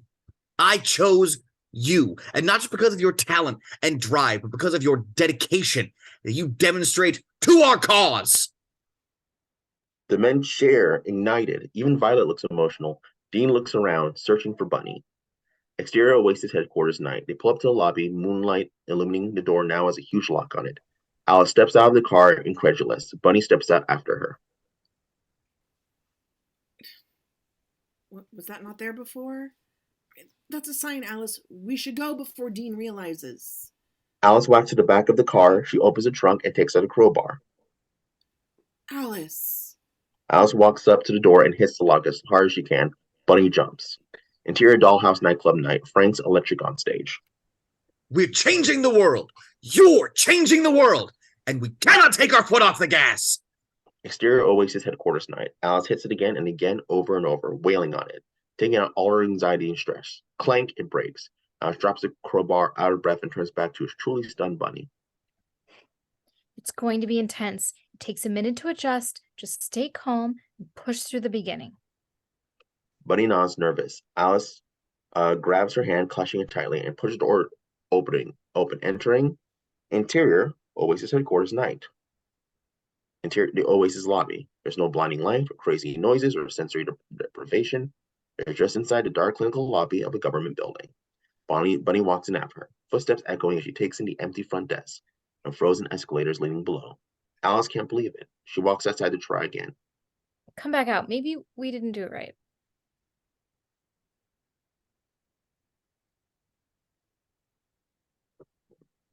Yes. Frank did this. Stop. Alice stops. Bunny grabs her hand and looks her in the eye, empathetic but firm. You need to get a hold of yourself. This isn't. Listen to me. I love you, and I believe that you've seen things, but I think you should start taking the pills again and see. It's not like last time. We should not be here. You shouldn't have dragged me into this. I'm leaving and you're coming with me. Get in the car. Bunny walks back out to the car, picking up the discarded crowbar on her way. Alice stands in the middle of the empty lobby, reeling. Interior kitchen, Alice and Jack's house night. Alice in a nightgown flips to her photo album on the kitchen table. Photos of their wedding, she and Jack posing on vacation in love. She turns to a page, then turns back. It's a photo of her and Jack at Niagara Falls. It looks exactly like the photo of Frank and Shelley and the photo of Peter and Peg at Niagara Falls. Interior kitchen, Alice and Jack's house the next day. Alice is back in the routine. Eggs cracked, bacon frying, a tomato slice, coffee poured. Alice presents a cup of coffee to Jack, who's still high off of last night. I'm sorry I went home early last night. Sorry for you that you missed my dance. I'm sorry in general. I know it was an opportunity to impress Frank, and I just haven't been myself lately, but I know how to make it up to you. I invited Dean and Bunny and Bill and Violet and the new couple to dinner tonight, and Frank and Shelley are coming too. Jack almost spits out his coffee. Frank is coming here. I told him we wanted to welcome Bob and Catie to the neighborhood. We can do a big blowout, cook a delicious meal, show them what great hosts we are, what a great couple we are. Alice walks around the table to sit on his lap. Let me do this for you. She kisses him and swings her leg around to straddle him. Jack breaks the kiss to check his watch. What time is it? I don't. Alice kisses him again. She's turning this from a goodbye kiss into sex. We're a team, right? Always. She pins his hands to the chair. I love you. He's surprised, but not into it, as she takes control. I love you. You and me. You and me. She kisses him. Interior bathroom, Alice and Jack's house night. Alice puts on her makeup like it's war paint. She stares at herself in the mirror for a beat. Interior foyer dining room, Alice and Jack's house night. Alice looks incredible, domed up to the nines, holding a tray of cigarettes, a beautiful dinner spread on the table, martinis lined up, ready to be handed out. Jack opens the door to Dean and Bunny, taking their coats. Bill and Violet walk in behind them, awed. Welcome, boys. Look at you. Dean takes a cigarette and leans over to Jack. How the hell did you get him to come to your house? Bunny keeps a cautious eye on Alice as they hug, whispering. What's going on? A dinner party. Who wants a drink? Alice, I adore what you've done with this place. Bob and Catie follow them, timid but excited. Thanks so much for having us. We're thrilled to be included. All right, calm down, Bob. You already got the job. Bill winks at Dean, who rolls his eyes as Frank and Shelley walk in. They immediately own the room. Jack, this is lovely. Thank you. Thank you for coming.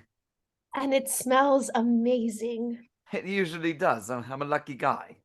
Let me take your coats. What can we get you to drink? Interior, Alice and Jack's house night. Alice prepares appetizers in the kitchen, chopping, planning, until... I learned something very exciting. Frank is standing in her kitchen. He pops an appetizer in his mouth and leans against the counter casually. Alice puts on a calm, chipper face. What do you mean? Rumor is that you and Jack are trying. Takes all of Alice's effort to keep her face bright. Well, we'll see. I also heard you and Bunny took a little trip last night. Alice stops dead. Frank just grins at her. Don't worry, you're not in trouble. I'm sorry it was just a boring lobby. But I couldn't let you exit 3 times. He grins and pops another appetizer in his mouth as Alice's insides go cold. He studies her face, intrigued. No one else has ever tried. Or even asked the questions. Been waiting for someone like you. And yet you're still in here, preparing dinner, like a good girl. He shrugs. Before Alice can respond, Shelley walks in. There you are. You have to see the rest of the house. It is so cute. Take me on a tour. What a perfect starter home and plenty of space to grow. She winks at Alice as they walk out. Alice stands there. Interior dining room, Alice and Jack's house night. Everyone's still laughing and talking as they take their seats to eat. Jack pulls a chair at the head of the table out for Frank to sit and hurries over to the other head of the table. He pulls a chair out for himself. But Alice slides into it, sitting at the edge. Jack startled. Everyone else exchanges glasses, alarmed. Alice just stares at Frank as Jack awkwardly takes a seat beside her. Dean tries to start up the conversation again. Anyway, then I bet Jack he couldn't. A gentleman bet. He always exaggerates this part. You can't believe a word he says. Alice keeps watching Frank, getting more determined.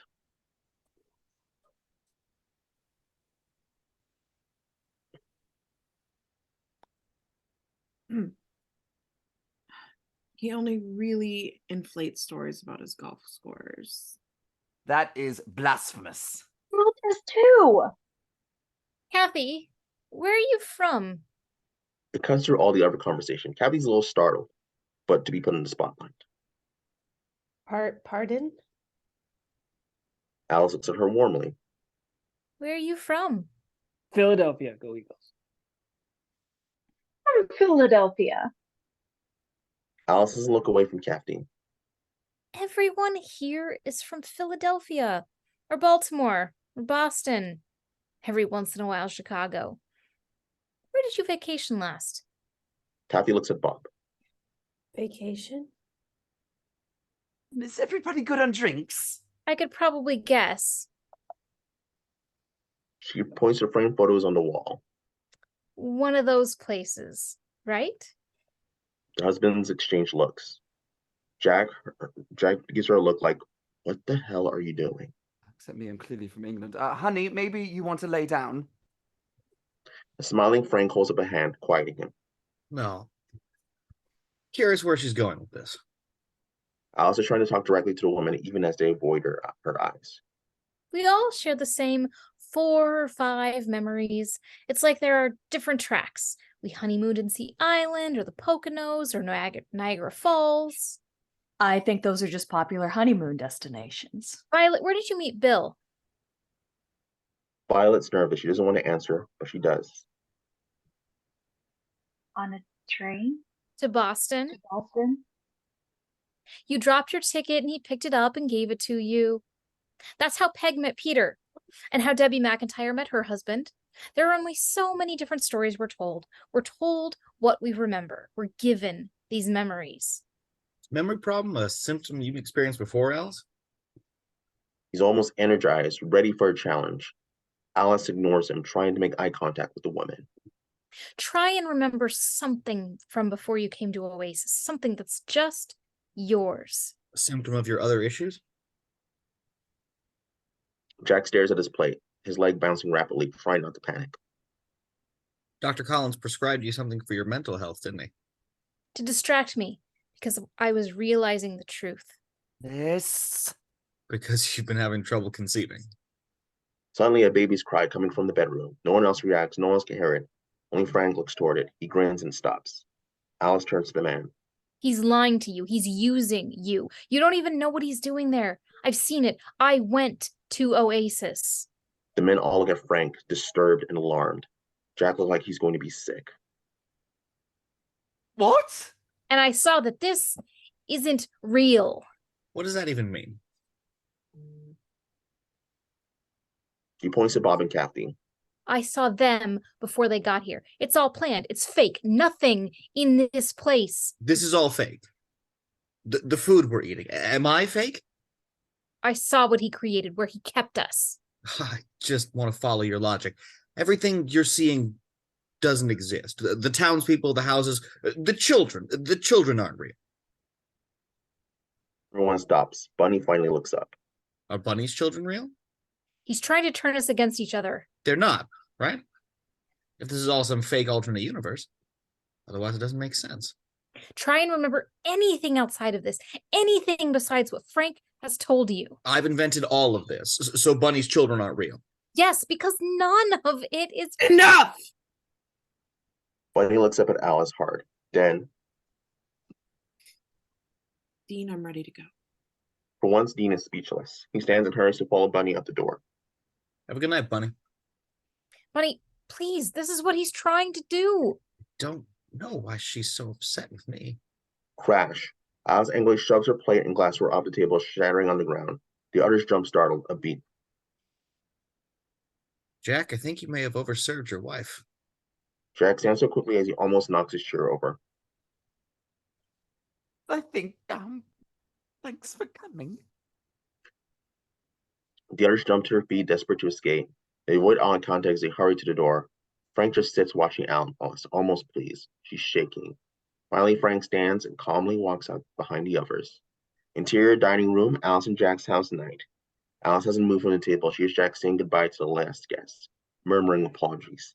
Then the sound of the door closing. Jack stomps back in for maybe the first time. He's truly angry at her. What the fuck was that? I wanted to tell you. Are you trying to get me fired? Like, do you want me to lose my job? I can't. I don't even. Jack, I need you to. You went to Oasis! Do you have any idea how dangerous that is? Alice grabs him, just truth spilling out. I saw a plane crash. I saw a plane crash in the desert and I went to help and there was no one there. I was looking for help and that's when you found me on the couch. That was a week ago! How could you hide that from me?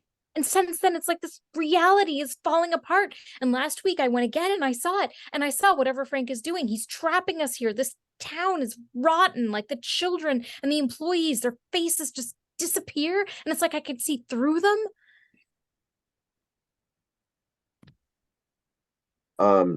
Jack falls into a chair, rubbing his head. Oh, honey. Jack, what did they do? What does Oasis do? I don't know. I don't know what they do. No one does. But we all have a specific role, but we don't. She takes his head in her hands, distraught. Please, baby, I need you. I need you to believe me. Jack studies her face. He's almost crying. If I could. Okay. Okay? I believe you. And I love you. So I believe you. Again. Alice releases a breath that's almost a sob. She's so relieved. She throws her arms around him. You should have told me. I'm sorry. I'm sorry. He pulls back distressed. Am I trapped? What?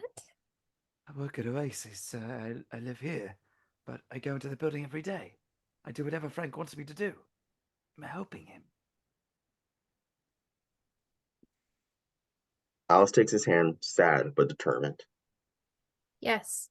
I think you all are without even realizing it. But then what do we do? We have to go. We have to get out of here. Jack looks sick, but he nods. Okay, let's go. Okay? We should go tonight. Let's go right now. She jumps to her feet, fueled by Jack and finally having a plan. Jack grabs her and kisses her hard. Interior Jack's car night. Alice slams the passenger door, checking to make sure no one's seen them. Jack jumps in the driver's seat and turns on the car on, their headlights illuminating the house. But then he just sits there. Alice looks at him. Jack? He's not moving. Sorry. What? He starts crying. I love you so much. I tried so hard to keep this from happening. Jack? Please try to remember me and what we had. The light from the headlights flickers. Alice turns. All the other husbands are standing in front of their car. Alice screams as the men move methodically, surrounding the car. Alice unbuckles and tries to escape through the backseat, but they open the door and grab her. Dragging her out, she tries to fight back. Jack just cries in the driver's seat. A cut to interior 1950s hospital night. Alice is strapped to a gurney, struggling weakly, clearly drugged. Male doctors surround her, performing electrical shock therapy. They charge bills and she's shocked. And we see a flash of something. Alice using an electric key card to beep herself past security. She's shocked. We see another flash. Alice staring at herself in a metal reflection, looking totally different. She's shocked, and she looks up to see a female doctor in a mask staring down at her. The doctor sighs and pulls the mask down. It's Alice. A very 21st century Alice in scrubs, looking defeated. Fuck. Alice tosses her mask on the ground and marches out of the operating room. She beeps her key card to walk through a secure door, and we follow her into the hospital hallway. It's a windowless, chaotic, grimy hospital. Nurses and other doctors step aside or quiet it as she passes, clearly intimidated by her. An intern attempts to catch up with her.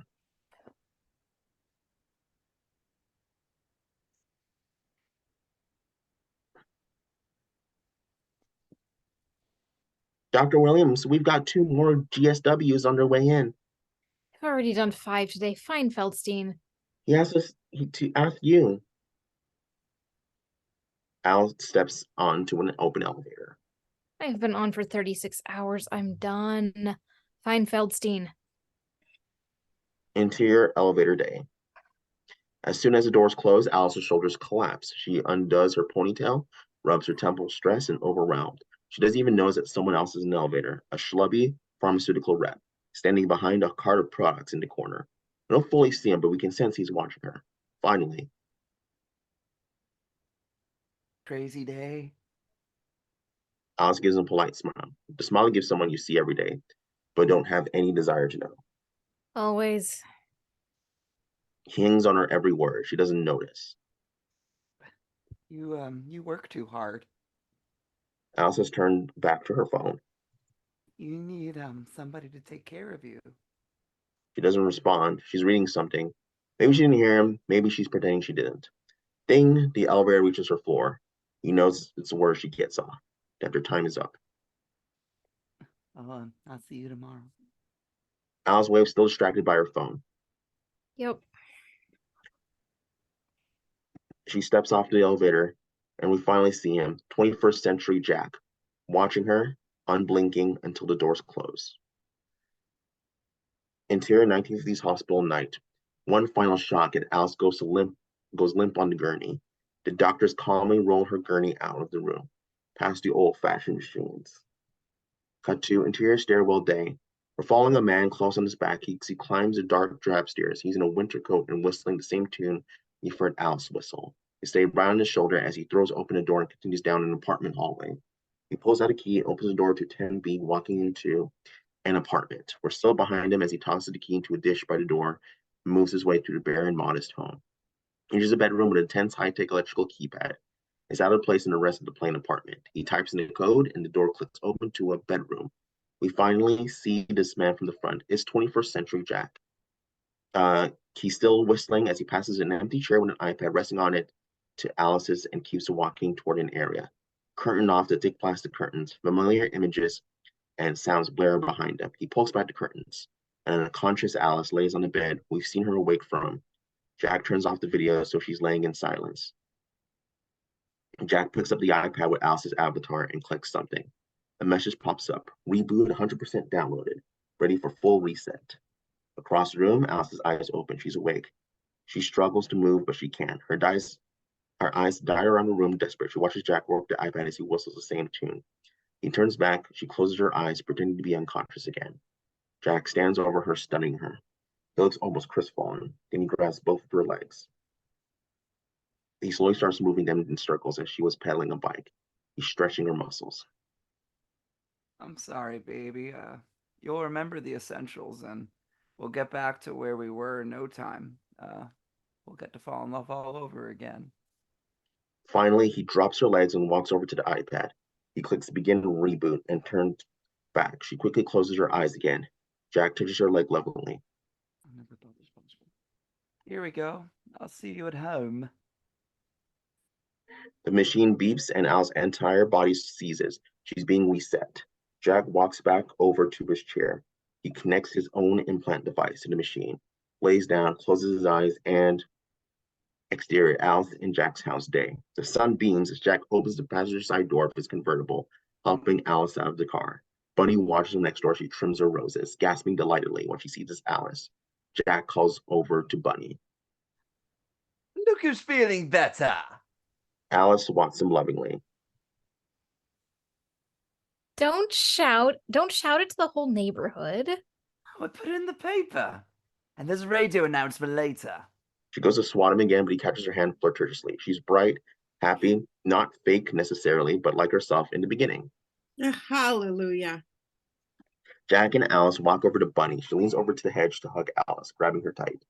Oh, I missed you so much. I started writing gossip in a journal. Alice laughs. Bunny takes her in. How are you? I'm good. I'm having a hard time remembering things, but I know that I must have behaved. Stop. I'm just glad you're back. She squeezes Alice's hand. Alice squeezes back gratefully. Told you guys I'd met them on the course. Why don't you two catch up while I play 18? Yes, please. Play 36. Play 72. Alice can help me in the garden. Alice makes a face. Bunny clarifies. Sit and drink and look at my plants.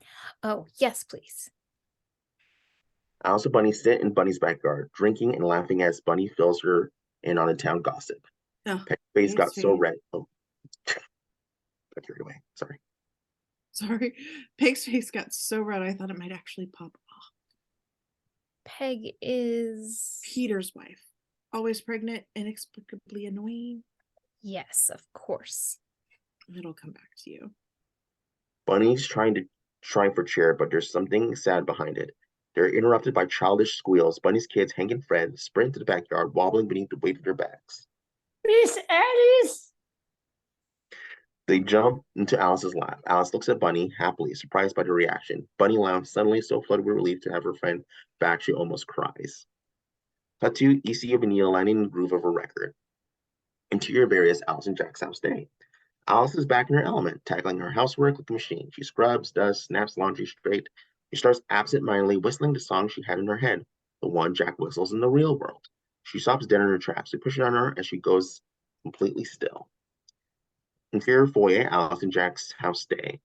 Jack walks in, sweaty and happy, golf bag over his shoulder. Alice is waiting for him, holding a cocktail in a highball glass, a perfect powder on her lips. An incredible lunch sits on the table behind her. I figured you'd have worked up an appetite. Jack drops his bag, thrilled to be home. Interior dining room, Alice and Jack's house day. Jack rubs Alice's feet in his lap as they eat.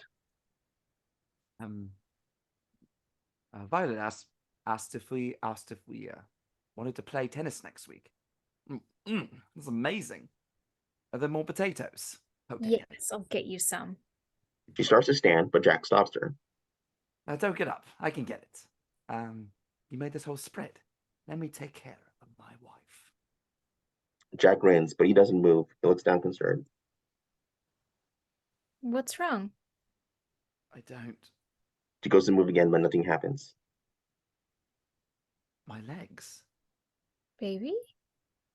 I can't move my legs. Just your legs? His eyes go by and looks up scared. Or my arms. Good. It should be limbs first, then general motor functions. What? She places her old bottle of pills, now empty, on the table. Don't worry, darling. It's just the sedative you've been trying to force down my throat. 500 milligrams should knock you out without stopping your heart. Hopefully. My math could be wrong. Guilty fucking deserves this. How do you know that? Because I'm a fucking doctor. Jack blinks and passes out. Cut to black. Interior dining room, Alice and Jack's house night. Slap. Jack, startled awake by Alice's hand smacking him across the face. He tries to get his bearings, his arms, his legs are tied to the chair. Alice is eating the cake she prepared for dessert straight from the pan. What's wrong, sweetie? Did you have a nightmare? What the bloody hell are you doing? Alice picks up the pill bottle, admiring it. I have to admit, I wasn't sure this would work. But the mistake you idiots were making was that making everything here real. Food gets you full, alcohol gets you drunk, pills knock you out. Honey, you're scaring me. I know who you are. I know what you did to me. Whatever you tried to do, whatever you did to Margaret, it didn't work. You're having an episode. I was supposed to forget, but it made me remember. It wasn't just Frank. It was you. You hooked me up to that machine. Oh, this is okay. We'll go back and get Dr. Jonah Collins. How do I get out? Get out where? This fucking place. How do I make the exit come back? Listen, Joseph, baby. We need to take you to the doctor. Exterior Allison and Jack's house day. A couple walks by on a neighborhood stroll. Through the house's picture window, you see Alice and Jack sitting having lunch. Jack is back to them, seemingly fine. Alice spots them and waves cheerfully. So happy they're doing better. Interior dining room, Alice and Jack's house day. Alice's fake chair drops as she turns back to Jack. Tell me where the exit is. Why, I can help you? Alice laughs. Help me? You're sick. You're a monster. I saw you in the disgusting room. I saw what you really look like. Stop. You're pathetic. Stop You it. kidnapped me. You have a life out there. I help people. I'm not your fucking property. You keep me locked in a cage. Something snaps in Jack, his face distorted with rage. I saved you! He can't control himself. He's so offended. I brought you here to give you good life. No, all I want to do was make you happy. You were miserable and tired and lonely, and I saved you from that loneliness. I'm the only one who loves you enough to take care of you. I spent everything I had on you. How long have I been here? Jack's rage deflates. He looks like he wants to cry. What does it matter? You worked so hard for what? For what? You were never happy before, but you were here. You're happy with me. You're psychotic. That's not you talking. That's society. That's your friends and your peers and these bullshit modern mind games you're taught. You like it here. It's not real. Then what's more real than this? Anything. Everything here is fake. Nothing is alive. She grabs a knife. Jack is suddenly scared. Whoa. She holds it against her neck. Margaret just came back like nothing happened. I could kill myself and wake up. No. Everyone only gets one reset. You and Margaret, you've been reset already. If you die in the simulation, you won't wake up. Please don't hurt yourself. Fine. I'll kill you. You can't. If a man dies in the simulation, he'll die for a real world. I'd starve. There's no one to take care of him. I would really die. Please, baby. I deserve this. Alice hesitates. Despite everything, he has a pull on her. We love each other. This isn't fake. What we feel isn't fake. I would rather be here with you than anyone else. She watches him for a beat. Are they all like me? What? The other wives. Are they all trapped here? Is Bunny? Oh, don't worry about them. Just think about us, about you. Is Bunny hooked up to some machine somewhere in some room? I don't know where Bunny is. I don't even know who Dean is. It's not our business. A man is responsible for his own wife and nothing else. But she's hooked up to a machine?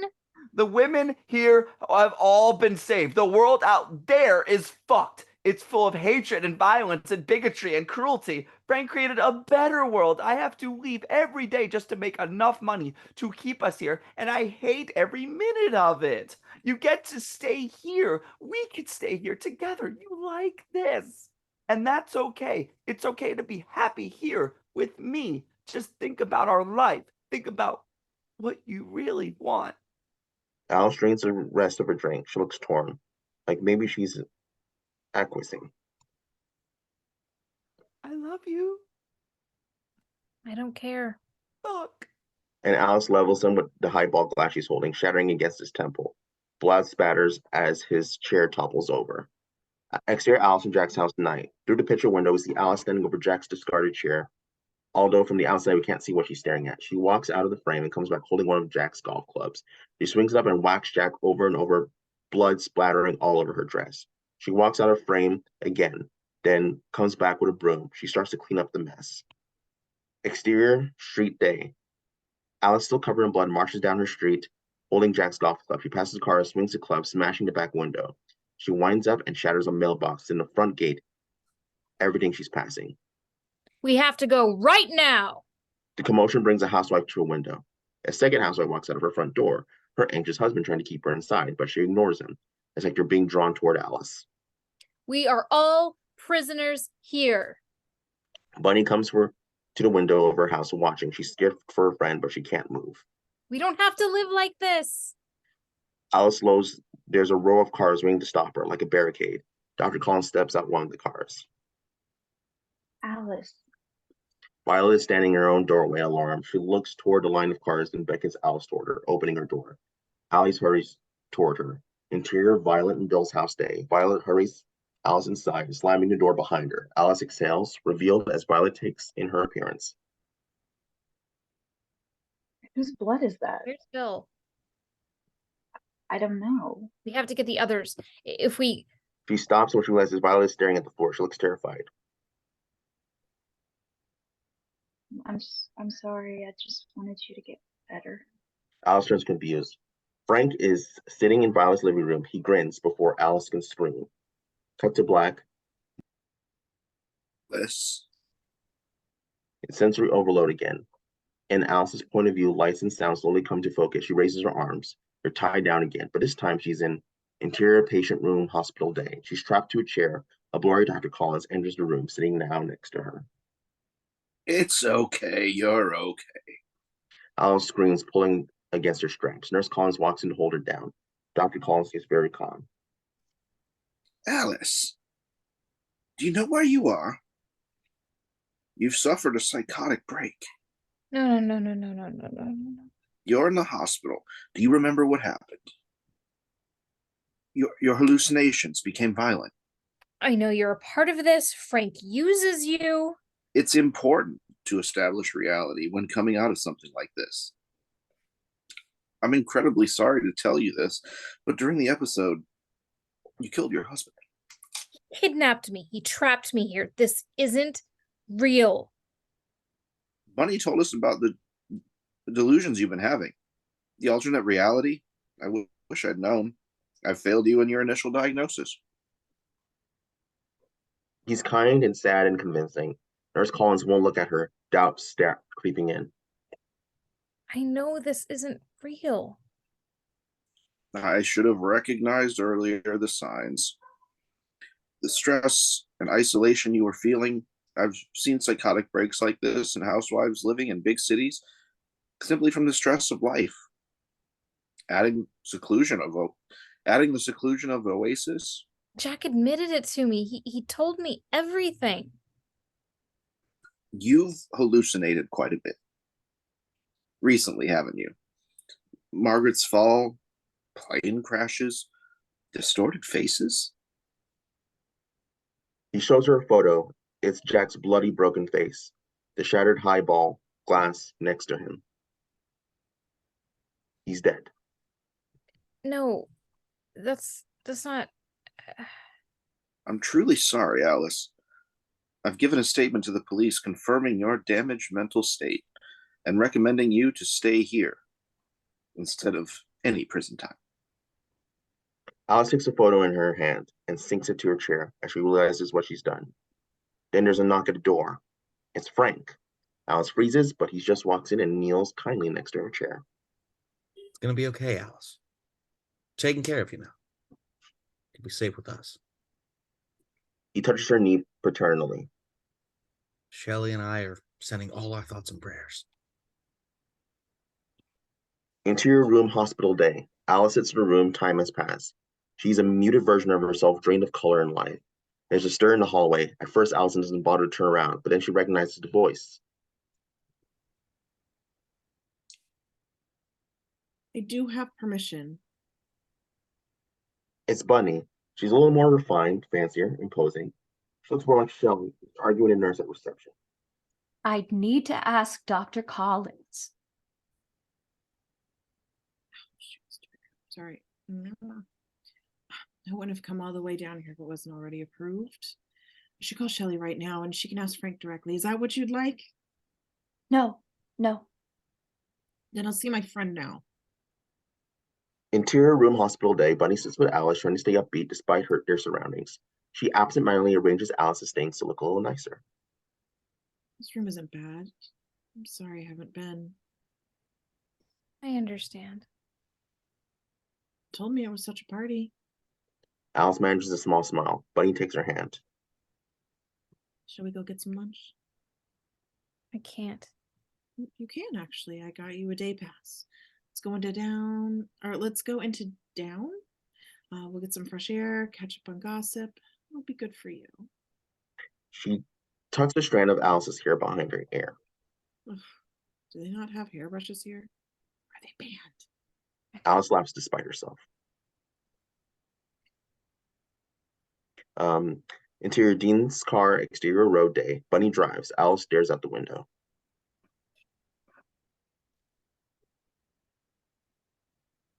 Sorry, my computer froze. We're basically Frank's neighbors, which sometimes is more stressful than fun. But Dean takes the bus into work, so I can have the car during the day now, and which is nice. A little more freedom. I can pick up all my boyfriends. Alice leans her face against the window, closing her eyes. Interior Dean's car, exterior road day. Alice wakes as the car pulls to a stop. She looks around confused. They're in the middle of the desert, parked just before what looks like the edge of a cliff. We're here. Where? Bunny's still staring straight ahead. Just want to take you on a nice walk, get some air. But I couldn't stop you. I tried to get help, but it was too late. You jumped. What are you talking about? This is the end. The end of what? Bunny finally turns to look at her. I'm sorry, Alice. You were right. I know that now. Alice is gobsmacked. I wanted to ignore it. I wanted you to ignore it. I made you think you were crazy, but I didn't want you to leave. Bunny? You did something after you left, and I couldn't ignore it anymore. This is the edge of what Frank built. It's an exit. They don't bother protecting it because they don't believe anyone will be brave enough to jump. Alice looks astounded. Bunny did it. She found a way out. She turns to Bunny, electrified. Come with me. We'll go together. Bunny clutches the wheel, trying to keep it together. Can't. You have to. I know it's scary, but it's worth it. We can be free. This is my life. My kids. Bunny, this isn't real. This isn't your life. It could be. I'll tell them I tried to stop you. She says it simply with no room for negotiation. Alice knows what Bunny's doing for her. She looks at the edge and turns back to her friend. I love you. They hug. Bunny can't look while Alice gets out the car. Exterior cliff day. As soon as Alice is out of the car, Bunny slowly pulls away. Alice waits a beat until Bunny is out of sight, then she turns to a cliff. She stares down as a terrifying drop. She takes a breath, smiles, raises her arms, and then leaps off it as Alice falls through the air. Cut to black. Exterior California desert day. Again, we soar over the seemingly endless California desert. Are you ready to live the life you've imagined? Suddenly, the oasis development has nearly tripled in size. Massive construction spills new roads and houses out into the desert. This place is growing fast. Welcome to Oasis, the fastest growing community in the world. As an employee and dedicated member of the Oasis Project, you're invited to live here in our paradise. That's a fucking scary ending. The end. You're not wrong. Thank you so much for joining us for this early draft of Don't Worry, Darling. Hope you had a good time, and we'll see you at the next one.